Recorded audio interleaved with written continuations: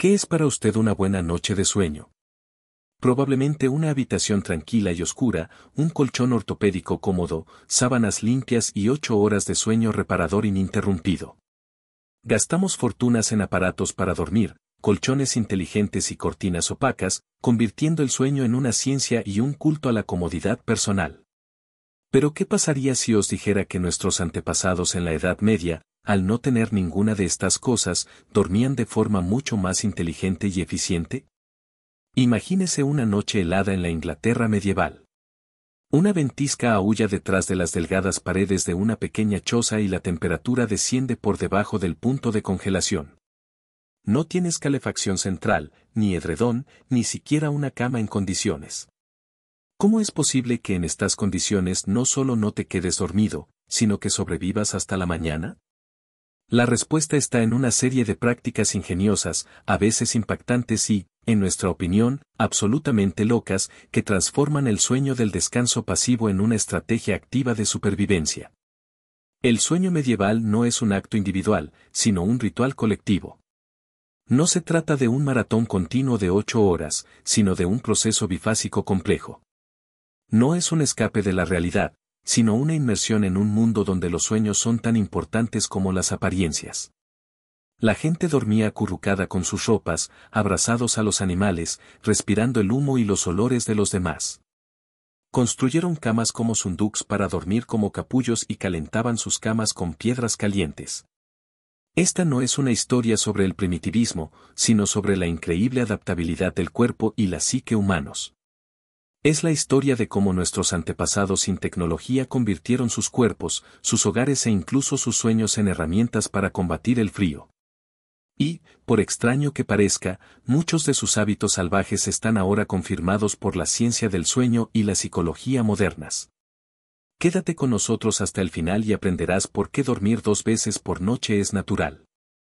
Como el armario de la cama salvó a familias enteras, porque el cerdo era la mejor almohadilla térmica, como la aromaterapia medieval ayudaba a dormir entre pulgas y miedo, y por qué hablar de sueños durante el desayuno era más importante que el pronóstico del tiempo. Este es un viaje a la noche oscura, fría, pero sorprendentemente sabia de la Edad Media. Solíamos pensar que una chimenea era simplemente un tubo para sacar el humo. Pero para el ingenioso campesino medieval, también era la arteria central de calefacción alrededor de la cual se podía construir toda la vida del sueño. En las casas largas o en las propiedades de los campesinos ricos, más avanzadas que una simple choza, el hogar o la estufa a menudo se ubicaban en el primer piso, y una chimenea de piedra o tierra pasaba por el segundo piso para dormir o ático. Y esta cálida chimenea se convirtió en el lugar más deseado y estratégicamente importante de la casa. El principio de este truco loco es simple. La chimenea fue construida con piedras macizas de campo y arcilla de río mezclada con paja para mayor resistencia. Calentado por el humo caliente del propio hogar se convirtió en una gran batería vertical. Continuó irradiando un calor suave y profundo durante muchas horas después de que el fuego de abajo se hubiera extinguido. Por eso, los lugares para dormir, no camas, sino simplemente colchones de paja o bancos de madera, no estaban dispuestos de forma caótica, sino en estricto orden en relación con esta fuente de calor. Era toda una ciencia y un arte. El lugar más prestigioso y cálido estaba cerca de la chimenea. A menudo se construía un banco o nicho ancho especial para este propósito, que literalmente abrazaba el lado cálido de la chimenea. Este lugar no solo era el más cómodo sino también el de mayor estatus. Estaba destinado al cabeza de familia, a personas mayores cuyos huesos se estaban rompiendo por el frío o a una mujer con un bebé que acababa de dar a luz. Dormir con la espalda apoyada contra la cálida y zumbante piedra era el colmo de la felicidad y la seguridad. El calor penetró mis huesos, alivió mis dolores y molestias y me proporcionó un sueño profundo y reparador. El resto de la familia fue ubicada más lejos según una jerarquía tácita. Los niños dormían más juntos, acurrucados unos contra otros, mientras que las posiciones más alejadas y frías las ocupaban hombres adultos sanos y trabajadores. Esto creó toda una geografía del sueño donde tu posición en la habitación estaba directamente relacionada con tu estado, edad y salud. El derecho a dormir junto a la chimenea había que ganárselo. A veces había un vínculo especial entre dos hermanos o hermanas que compartían ese espacio cálido basado en la comodidad compartida. En un mundo de frío universal, un sistema así también tenía sus desventajas. La chimenea podría estar demasiado caliente y quemarse. A veces, debido a una mala corriente de aire o a grietas en la mampostería, que había que sellar constantemente con arcilla, podía salir un humo acre que llenaba de humo el dormitorio. Pero estos riesgos no eran nada comparados con la principal ventaja, el calor constante, estable y seco, que no provenía de un fuego abierto, sino del mismo corazón de la casa. Además, la cálida superficie de la chimenea era el lugar perfecto para secar medias de lana mojadas, mitones e incluso manojos de hierbas medicinales que, al secarse, llenaban la habitación de un leve aroma. Esta práctica también influyó en la arquitectura. Las casas se construyeron para maximizar el uso del calor de la chimenea, haciendo que los dormitorios fueran pequeños y compactos, agrupados alrededor de este eje de calor vertical. ¿Por qué?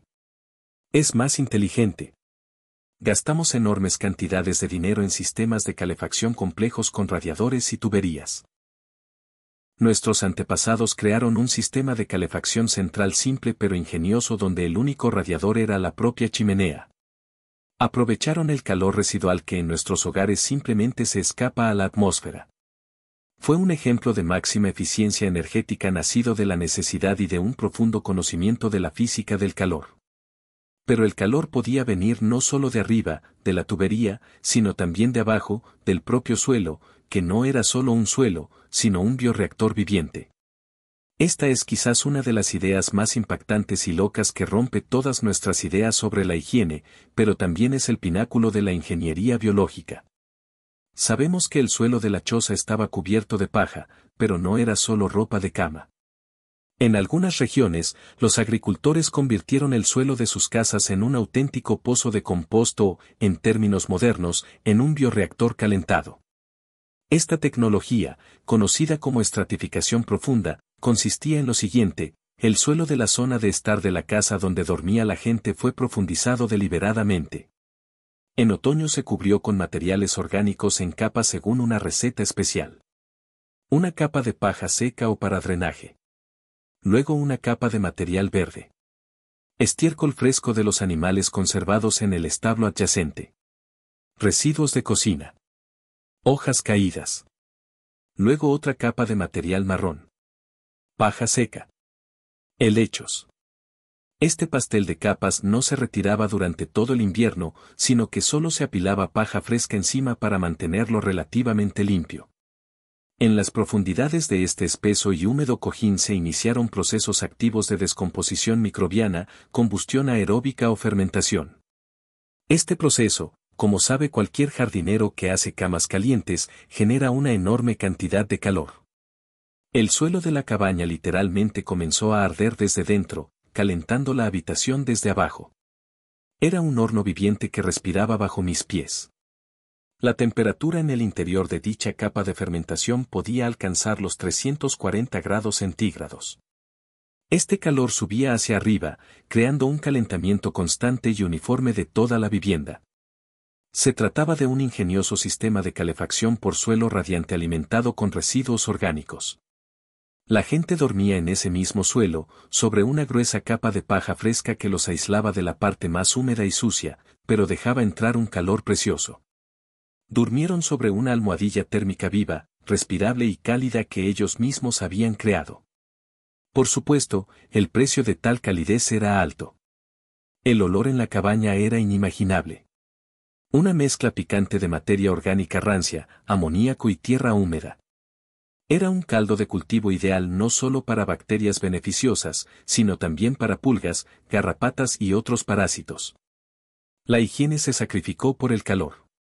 Un piso así también requería mantenimiento. De vez en cuando, había que arrancarlo con una horca para proporcionar oxígeno a las bacterias y evitar la descomposición anaeróbica que produce metano y sulfuro de hidrógeno. En primavera, este suelo cálido, que ya se había transformado en compost de primera calidad, rico en nutrientes, se removió y se llevó a los campos como fertilizante. De esta manera se resolvieron tres tareas a la vez.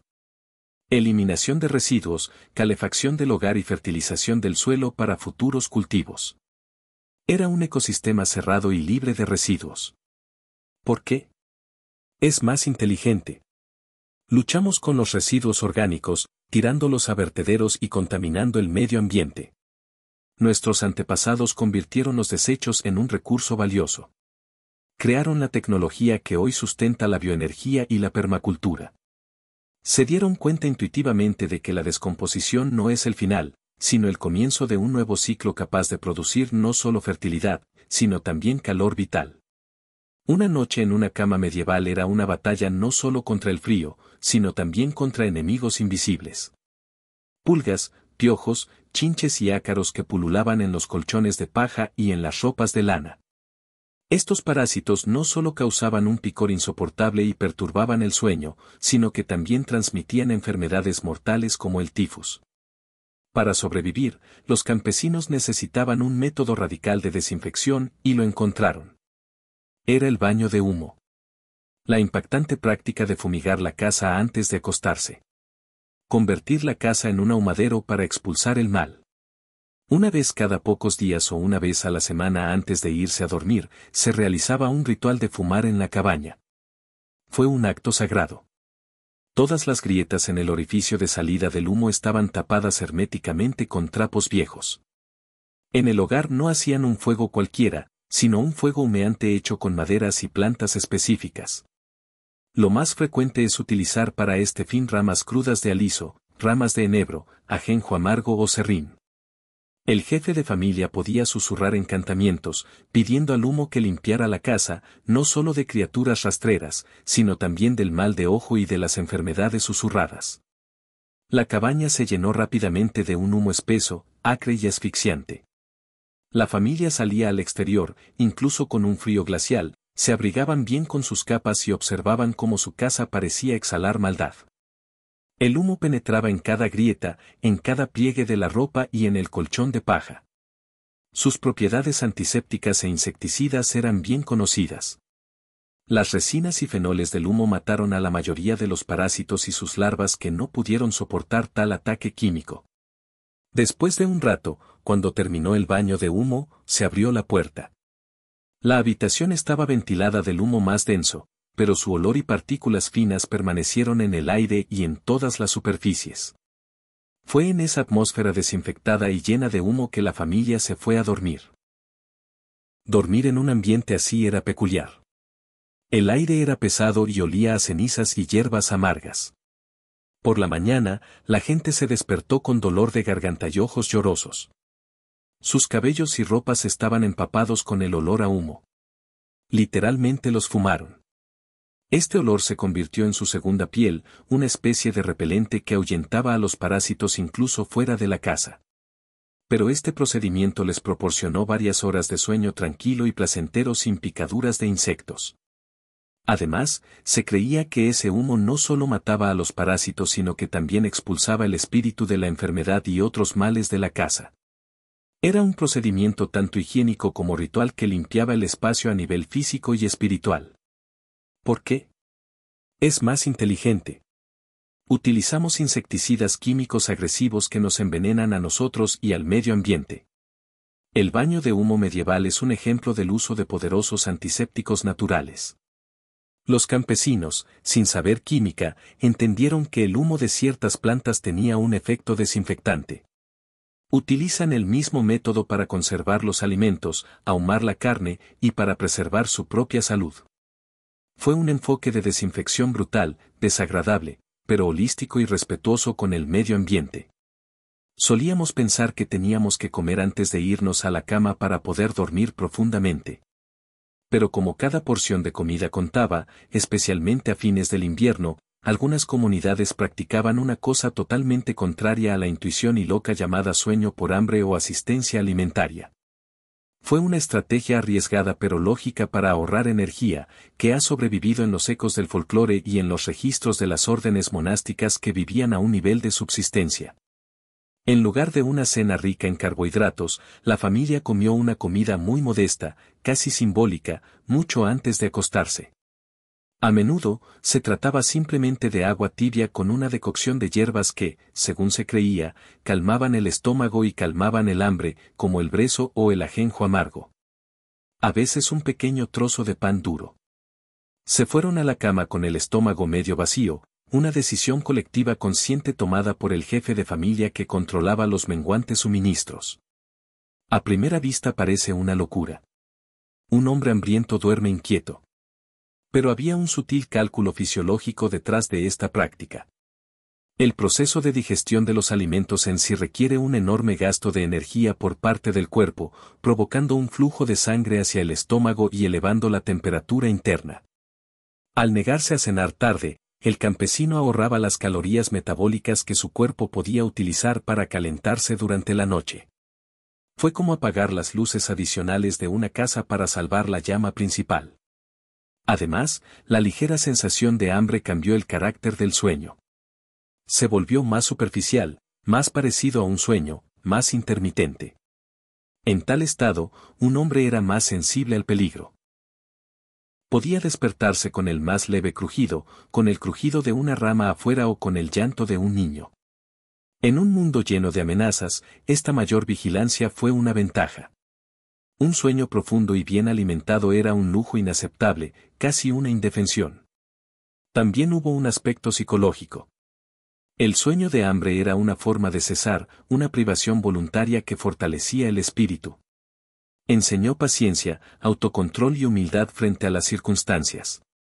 En la cultura cristiana, el ayuno y la abstinencia se consideraban una virtud, una forma de purificar el alma y acercarse a Dios. Así, el hambre forzada, dictada por la necesidad, se transformó en una hazaña espiritual consciente, dándole al sufrimiento un significado superior.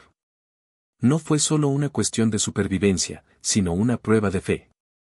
Por la mañana, después de una larga noche, incluso el alimento más humilde, un plato de avena líquida o un trozo de pan, parecían increíblemente deliciosos y valiosos. Esta práctica agudizaba los sentidos y te enseñaba a apreciar lo poco que tenías.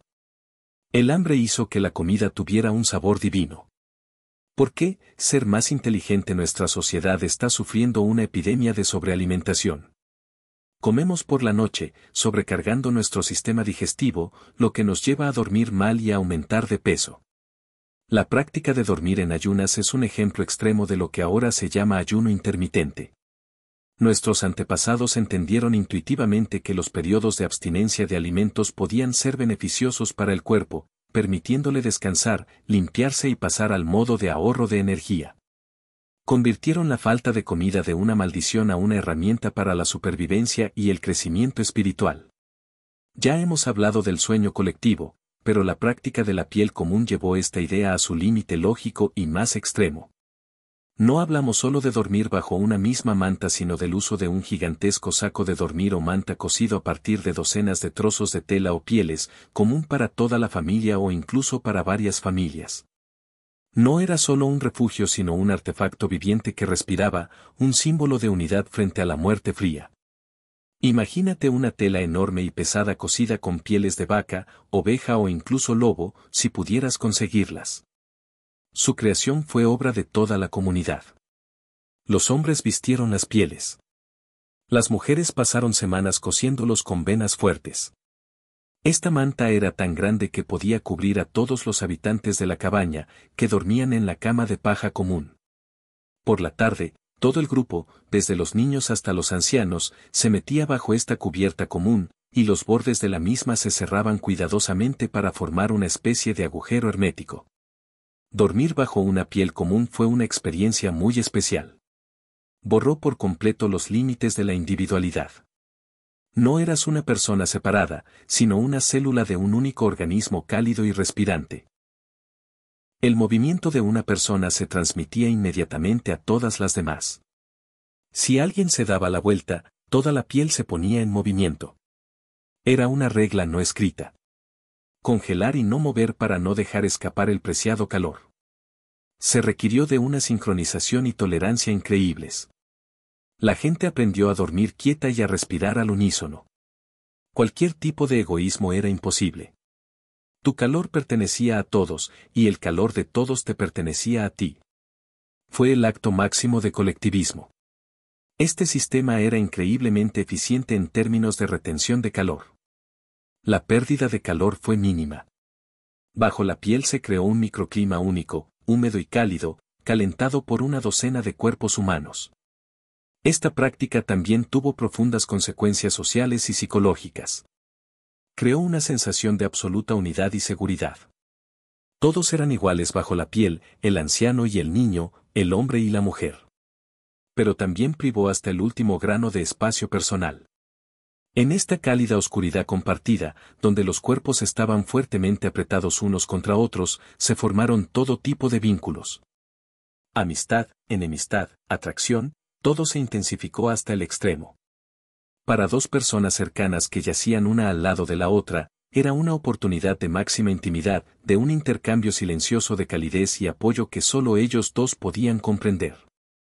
En esa oscuridad anónima donde el mundo se reducía a sensaciones táctiles, uno podía encontrar la mano de un amigo o de un compañero y ese simple toque era el ancla más poderosa que los mantenía en la realidad. ¿Por qué es más inteligente? El mundo moderno exalta el individualismo. Dormimos en camas separadas en habitaciones separadas, aislándonos unos de otros. La práctica de compartir la piel nos recuerda que el hombre es un ser social. Demuestra que en condiciones extremas, la supervivencia solo es posible mediante la cooperación total y el abandono del ego. Es una lección radical sobre el poder del colectivo, juntos somos más cálidos, más fuertes y más seguros que solos. Para combatir el frío y la ansiedad se utilizaban no solo técnicas físicas sino también psicoacústicas.